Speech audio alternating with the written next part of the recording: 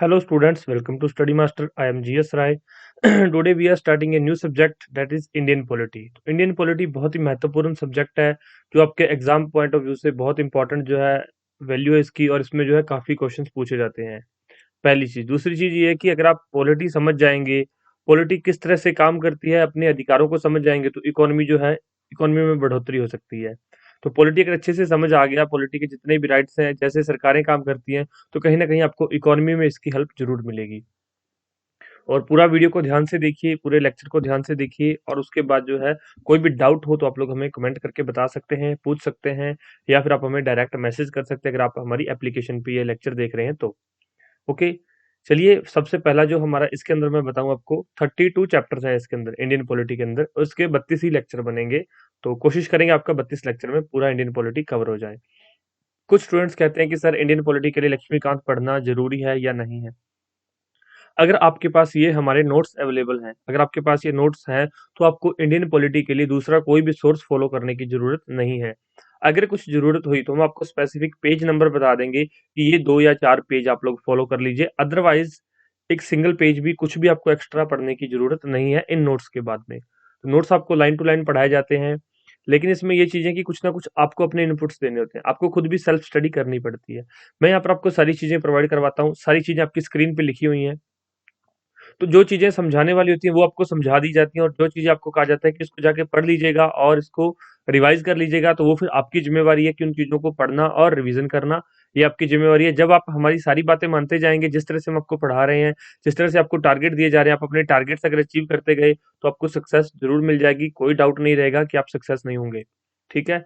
चलिए, हमारा पहला चैप्टर है, क्या नाम है उसका, मेकिंग ऑफ द कॉन्स्टिट्यूशन, संविधान का निर्माण। अब आपके माइंड में आ रहा हो कि सर हमें संविधान की जरूरत क्यों पड़ी। तो पुराने टाइम में जो वेद होते थे, जो वेदों में कुछ ना कुछ लिखे हुए हैं रूल्स रेगुलेशन, वेदों में कर्म कांड लिखे हुए हैं, किस तरह से जो है परफॉर्म किए जाते थे, तो कहीं ना कहीं उन्हीं चीजों से ये जो आगे संविधान का निर्माण करने के बारे में सोचा गया। तो ये पुराने टाइम से चलता आ रहा है कि रूल्स को एक बुक में लिख लेते हैं, ताकि आने वाले टाइम के लिए या फिर आने वाले लोगों को उन रूल्स के बारे में अवगत करवाया जाए। तो कॉन्स्टिट्यूशन है क्या, एक पुस्तक है, एक किताब है, जिसमें कि सारे रूल्स एंड रेगुलेशंस लिखे हुए हैं कि किस तरह से हमारी इकोनॉमी काम करेगी, किस तरह से हमारा देश काम करेगा, किस तरह से पॉलिटी काम करेगी। सारी चीजों के बारे में कहाँ लिखा हुआ है, कॉन्स्टिट्यूशन के अंदर। और कॉन्स्टिट्यूशन क्या है, एक किताब है। तो इसको बनाने का जो है, इसका निर्माण किस प्रकार से किया गया, वो पूरा यहाँ पर प्रोसेस दिया गया है, पूरा उसके अंदर सीक्वेंस दिया गया है, क्रोनोलॉजी दी गई है। तो आज हम वो क्रोनोलॉजी देखेंगे, और एग्जामिनर इस क्रोनोलॉजी में से किस तरह से क्वेश्चन पूछता है वो आपको अच्छे से बताएंगे। फिर उसके बाद आपको लेक्चर देखने के बाद सारी चीजें याद करनी है। ओके। सबसे पहले, demand for the constituent assembly, संविधान सभा की मांग किन किन के द्वारा की गई। ऐसा तो नहीं है कि हमने कहा हमें संविधान बनाना है तो अंग्रेजों ने मान लिया कि ठीक है आप अपना संविधान बना लो, नहीं। हम लोग उस टाइम पे अंग्रेजों के गुलाम थे, ब्रिटिशर के हम लोग जो है गुलाम थे। तो उस टाइम पे डिमांड रखी गई टाइम टू टाइम कि हमें अपना जो है संविधान बनाना है, तो संविधान सभा की मांग की गई, क्योंकि संविधान ऐसे ही आप और मैं मिलके तो नहीं बना सकते, कुछ लोग होंगे, कुछ ग्रुप होगा पीपल्स का, वो मिलके जो है संविधान बनाएगा। तो उस संविधान को निर्माण करने के लिए, फॉर्मेशन करने के लिए जो जरूरत थी, वो डिमांड किसके द्वारा रखी गई। तो सबसे पहली डिमांड जो है 1924 में स्वराज पार्टी के द्वारा रखी गई थी। सबसे पहला जो विचार है किसके द्वारा दिया गया था, स्वराज पार्टी के द्वारा। कब, 1924 में। मैं आपको एक चीज और डिटेल में बता देता हूँ, एक एक लाइन में एक एक क्वेश्चन है बच्चों, तो इसको ध्यान से याद कर लेना, सारी चीजें जो बताई जा रही हैं। मैं यहाँ पे बता दूंगा, आप लोग सुन लेंगे, समझाने और सुनने में बहुत मजा आता है, लेकिन जब उसको याद करने का टाइम होता है तब बच्चा जो है ऊपर नीचे करता है कि याद नहीं होगा। तो याद आपको करना है। 1924 स्वराज पार्टी ने सबसे पहले आइडिया दिया था संविधान सभा का। उसके 10 साल बाद 1934 के अंदर एम एन रॉय, इन्होंने क्या किया था, डिमांड रखी थी कॉन्स्टिट्यूशन असेंबली की। तो इनके द्वारा संविधान सभा का गठन, अगर व्यक्तिगत रूप से देखा जाए तो 1934 में एम एन रॉय जी के द्वारा रखी गई थी डिमांड, और अगर आइडिया तो किसका था, स्वराज पार्टी का। उसके बाद 1935 के अंदर, 1935 में इंडियन नेशनल कांग्रेस ने ऑफिशियली डिमांड किया किस चीज को, कि कॉन्स्टिट्यूशन असेंबली को, और इंडियन कॉन्स्टिट्यूशन फ्रेम करने के लिए इन्होंने संविधान सभा की मांग की 1935 में। तो तीन हो गए, 24 में स्वराज पार्टी, 34 में एम एन रॉय, और 35 में इंडियन नेशनल कांग्रेस। सबसे ज्यादा इंपॉर्टेंट कौन सा है, 1935 वाला, इंडियन नेशनल कांग्रेस, इन्होंने जो ऑफिशियली डिमांड किया था। उसके बाद 1940 में क्या किया गया, demand accepted in principle in August offer. तो आपने हिस्ट्री में अगस्त ऑफर पढ़ लिया है, अगर आपने नहीं पढ़ा अभी तक तो हिस्ट्री के जब आप लेक्चर्स देखेंगे तो उसमें आपको अगस्त ऑफर अच्छे से करवाया गया है। तो एक्सेप्ट कर ली गई 1940 में, जो है डिमांड को मान लिया गया। और उसके बाद 1942 के अंदर क्रिप्स प्रपोजल दिया गया, उसमें जो है कॉन्स्टिट्यूशन को रिजेक्ट कर दिया गया, कॉन्स्टिट्यूशन असेंबली की डिमांड को रिजेक्ट कर दिया गया था। तो 1942 में क्रिप्स प्रपोजल आया था। ये आप सारी चीजें हिस्ट्री में कर चुके हैं। 1946 में कैबिनेट मिशन प्लान आया था, एक्सेप्टेड बाय ऑल पार्टीज। इसके जो मेंबर्स थे, कई बार क्वेश्चन डायरेक्ट पूछ लेता है कि कैबिनेट मिशन के कौन कौन से मेंबर्स थे। Lord Patrick Lawrence, sir Stafford Cripps और एवी अलेक्जेंडर, इसके जो 3 मेंबर्स थे।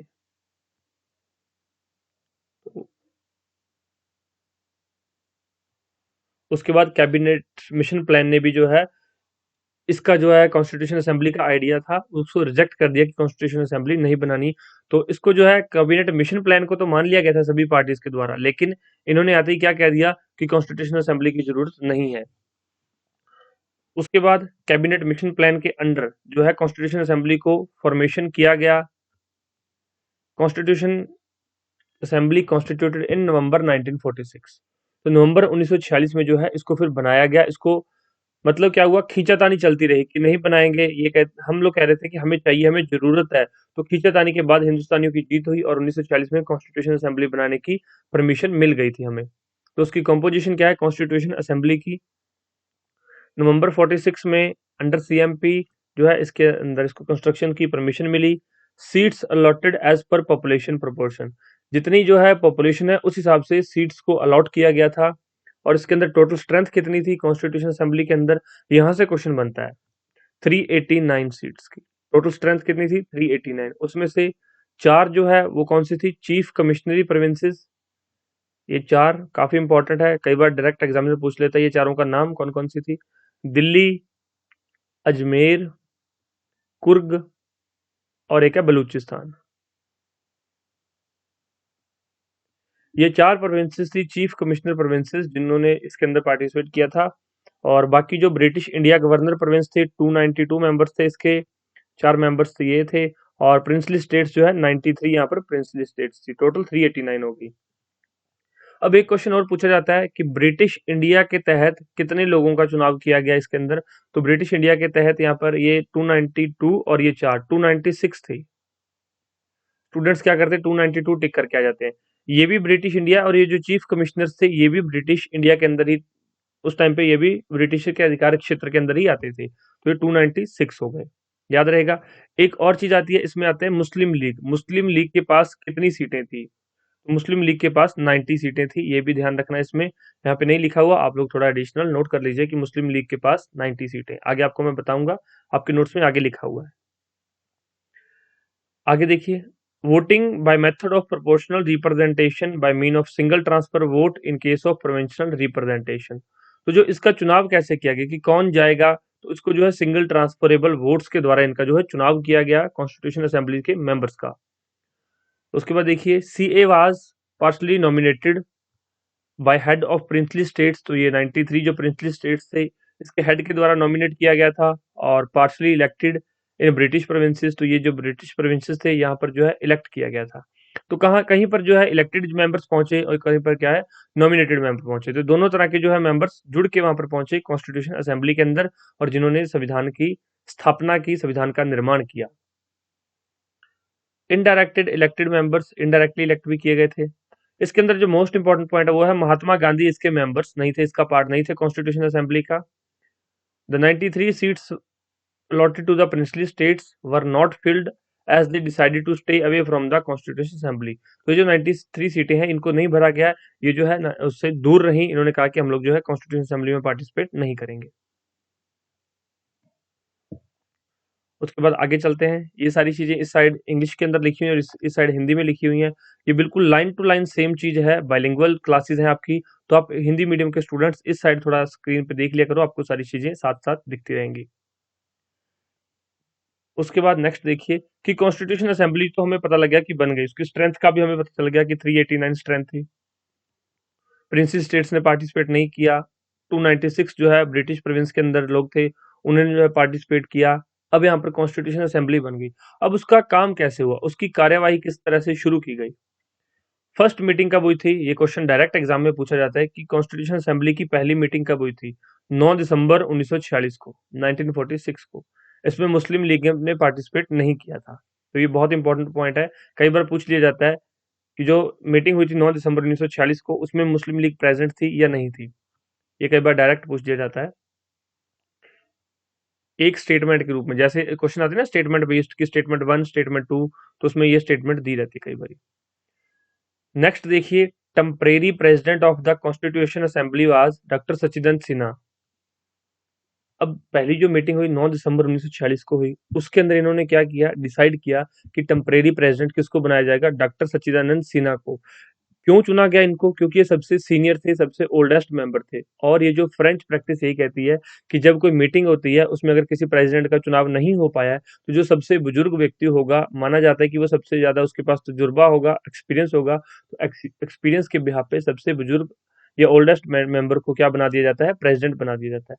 तो 9 दिसंबर 1946 को मीटिंग हुई। उस मीटिंग में क्या डिसाइड किया गया कि डॉक्टर सच्चिदानंद सिन्हा क्या है, इंटरिम जो है प्रेसिडेंट रहेंगे, टेम्परेरी प्रेसिडेंट रहेंगे। उसके बाद डॉक्टर राजेंद्र को जो है फिर बाद में प्रेसिडेंट के रूप में चुन लिया गया। Doctor Rajendra was elected as a president of constitution assembly. बाद में जो है डायरेक्ट क्वेश्चन क्या पूछा जाता है, दो क्वेश्चन पूछे जाते हैं। एक तो ये पूछता है who is the interim president of the constitution assembly, तो डॉक्टर सच्चिदानंद सिन्हा जो अंतरिम राष्ट्रपति, जो अंतरिम इसके जो अध्यक्ष थे। और उसके बाद पूछा जाता है कि इसके अध्यक्ष कौन है, वो थे डॉक्टर राजेंद्र प्रसाद। तो ये दोनों पॉइंट यहाँ पर आपको क्लियर करके चलने हैं, डॉक्टर सच्चिदानंद सिन्हा और डॉक्टर राजेंद्र प्रसाद, दोनों याद रखेंगे आप लोग। दो वाइस प्रेसिडेंट चुने गए थे, कौन कौन से, एच.सी. मुखर्जी और वीटी कृष्णमाचारी। ये दोनों नाम याद रख लीजिएगा, ये दोनों क्या है, वाइस प्रेसिडेंट है। उसके बाद ओडेशिया प्रस्ताव, ऑब्जेक्टिव रेजोल्यूशन। इससे क्या हुआ था, देखिए यहाँ पर जो ऑब्जेक्टिव रेजोल्यूशन किसके द्वारा दिया गया था, जवाहरलाल नेहरू के द्वारा। ये सीधा ही क्वेश्चन आ जाता है कि ऑब्जेक्टिव रेजोल्यूशन किसके द्वारा प्रेजेंट किया गया था, जवाहरलाल नेहरू के द्वारा। कब किया गया था प्रेजेंट, दिसंबर 13 1946 को असेंबली में इसको जो है प्रदर्शित किया गया था ऑब्जेक्टिव रेजोल्यूशन को। और जो ये ऑब्जेक्टिव रेजोल्यूशन है, कहीं ना कहीं जो प्रियम्बल है वो इसी का मॉडिफाइड रूप है, किसका, ऑब्जेक्टिव रेजोल्यूशन का। ये जो प्रेजेंट कब किया गया, 13 दिसंबर 1946 को। इसको अडॉप्ट कब किया गया, 22 जनवरी 1947 को इसको अडॉप्ट कर लिया गया।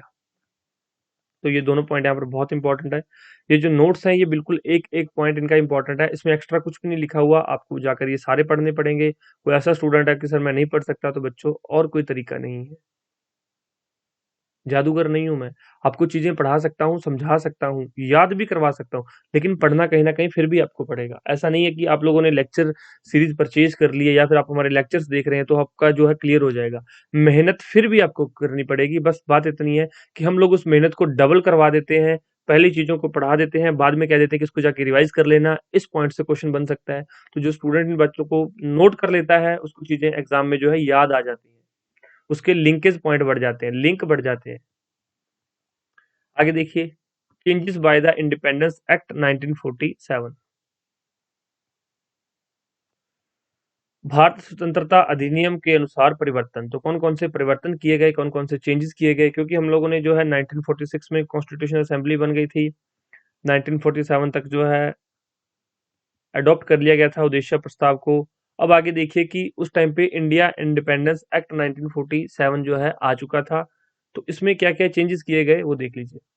Members of the princely states and Muslim league gradually began to join after acceptance of Mountbatten Plan of June 3, 1947.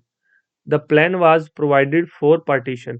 एक माउंटबेटन प्लान लेके आए ये जो इंडिपेंडेंस एक्ट के अंदर, जिसके तहत क्या किया गया कि दो देश, अलग अलग देश बनाए जाएंगे। तो उसके अंदर क्या है, प्रिंसली स्टेट्स को ये कहा गया कि आप अपनी मर्जी से जिस भी देश में जाना चाहें जा सकते हैं, ये आपकी इच्छा है। और जब ये कहा गया तो फिर जब ये सुनने को मिला तो जो प्रिंसली स्टेट्स थी और मुस्लिम लीग के मेंबर्स थे, इन्होंने भी कॉन्स्टिट्यूशन असेंबली को धीरे धीरे जुड़ने शुरू हो गए। क्यों, क्योंकि इनको लगा कि अब हमें भी संविधान की जरूरत, अगर मुस्लिम लीग दूसरा कंट्री बन जाता है तो कहीं ना कहीं इन्हें भी तो संविधान की जरूरत है, तो इनका संविधान कैसे रेडी होगा। India independence act 1947 was made 3 changes in constitution assembly positions, उसमें 3 चेंजेस किए गए, कौन-कौन से? तो ये जरूर याद रखना कि माउंटबेटन प्लान किस दिन जो है लागू किया गया, जून 3 1947। ये कई बार पूछ लिया जाता है कि जून 3, कई बार स्टूडेंट्स जो है कुछ और टिक करके आ जाते हैं, तो ये ध्यान रखिएगा।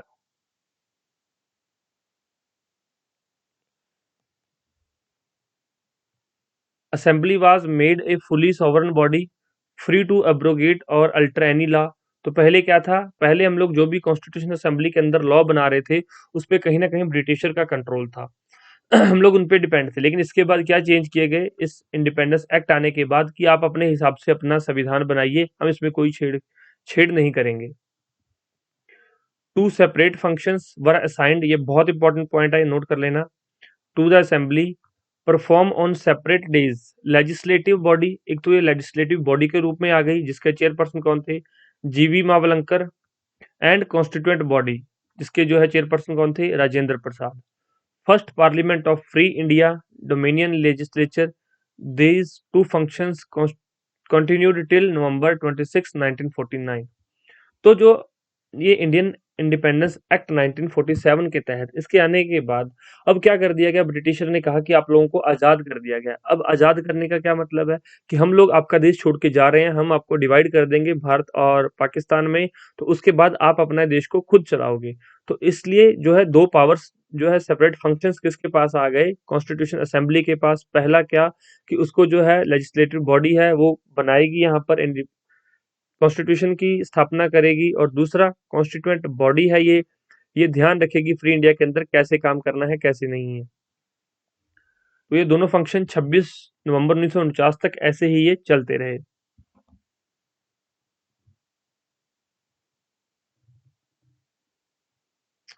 After withdrawal of Muslim League members, total strength came down to 299 against 389 under the cabinet mission. मैंने आपको बताया था टोटल स्ट्रेंथ थी 389।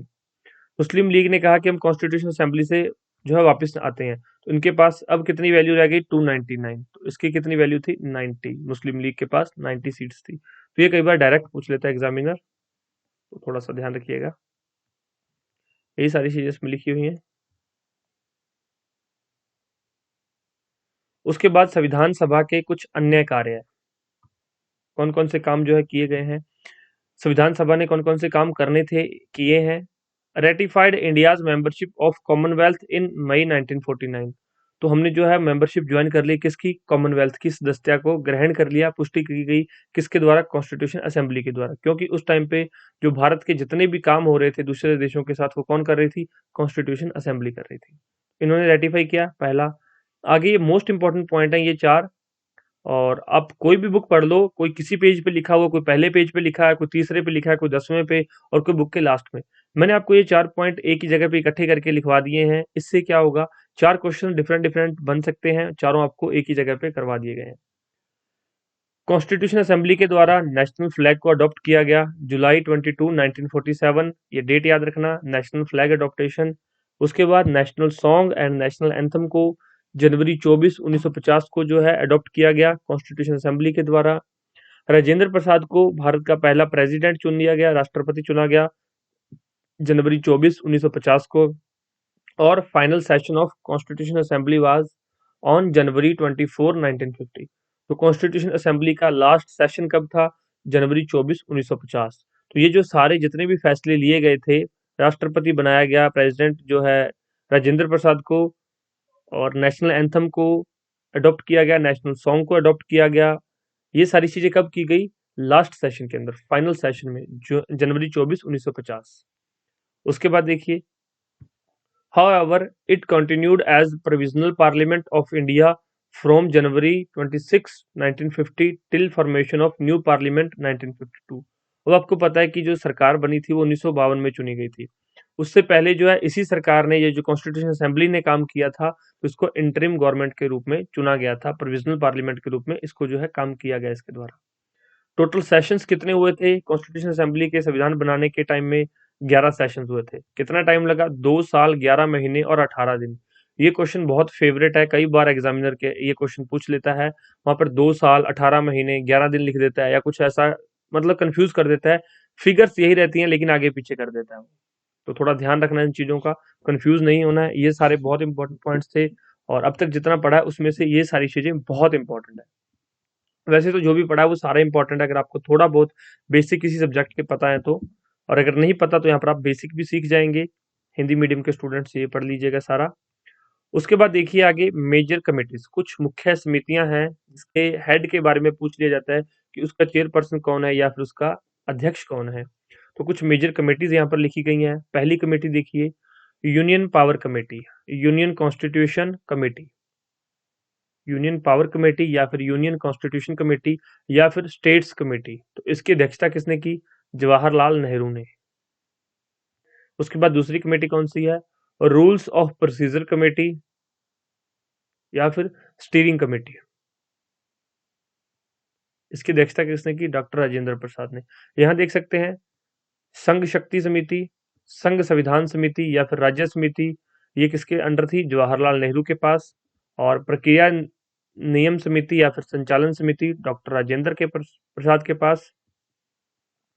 और तीसरी जो है provincial constitution committee, Sardar Patel जी के पास।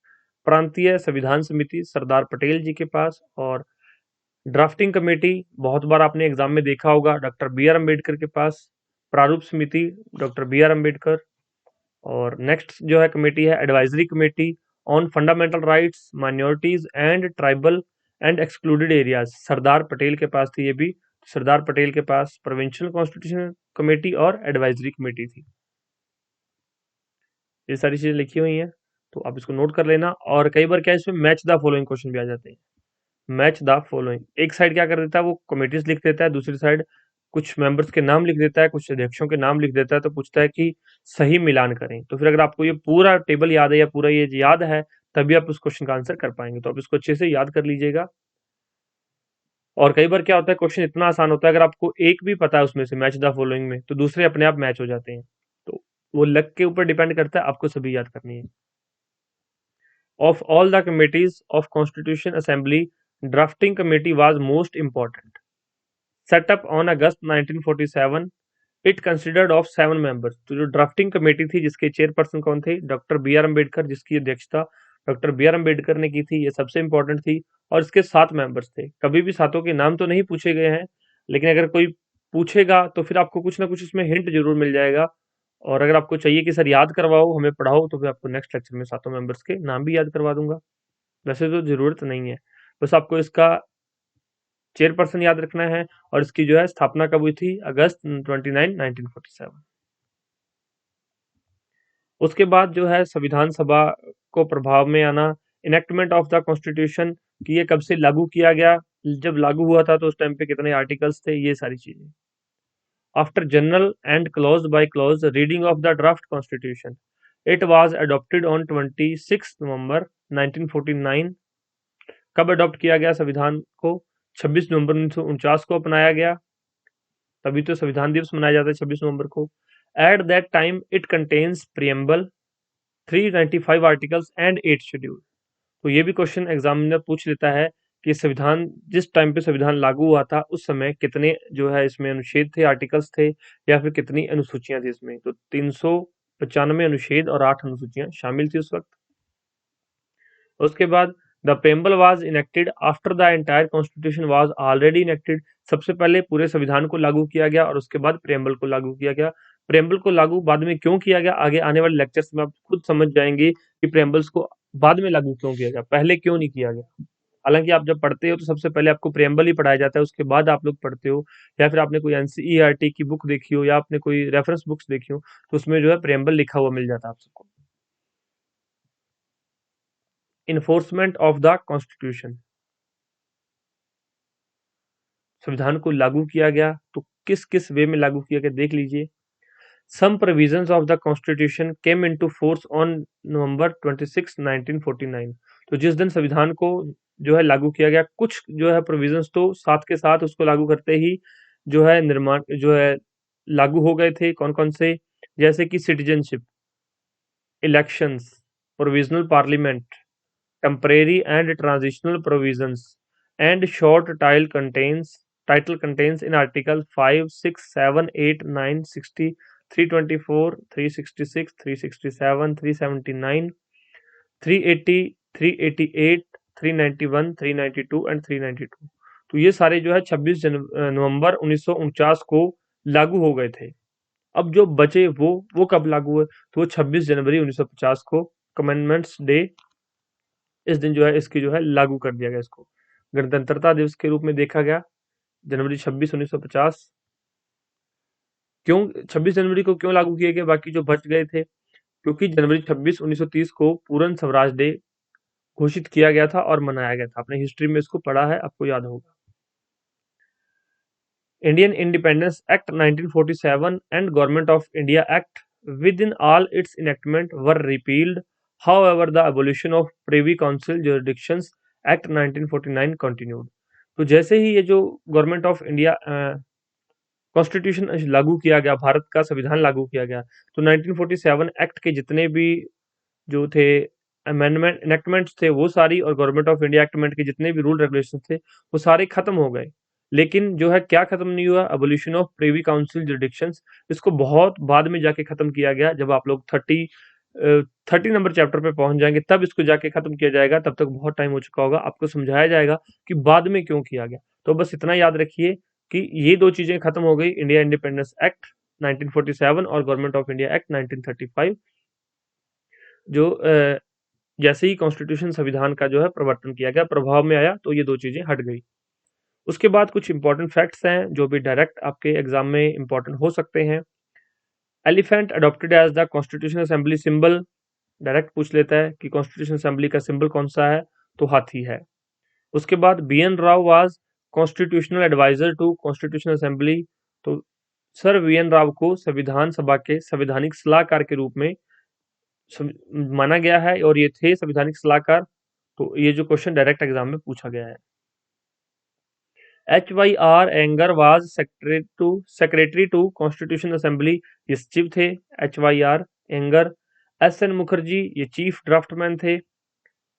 उसके बाद प्रेम बिहारी रायजादा ये कैलियोग्राफर थे ऑफ द कॉन्स्टिट्यूशन असेंबली, सुलेखक जिन्होंने लिखा था। और नंदलाल बोस एंड BR सिन्हा ये डेकोरेटर थे, इन्होंने डेकोरेट किया था और ब्यूटिफाइड किया था कॉन्स्टिट्यूशन को।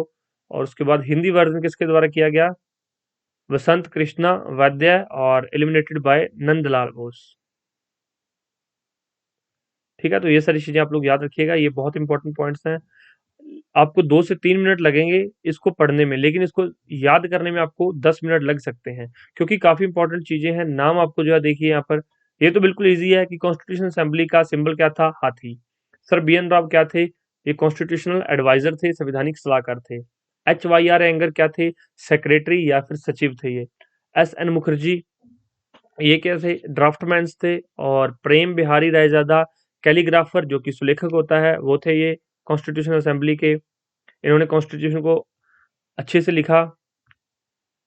और नंदलाल बोस एंड BR सिन्हा इन्होंने डेकोरेट किया, जो डेकोरेशन की गई है उसके अंदर। और हिंदी वर्जन किसके द्वारा? वसंत कृष्ण वैद्य के द्वारा लिखा गया। ठीक है, इसको कैलीग्राफी की।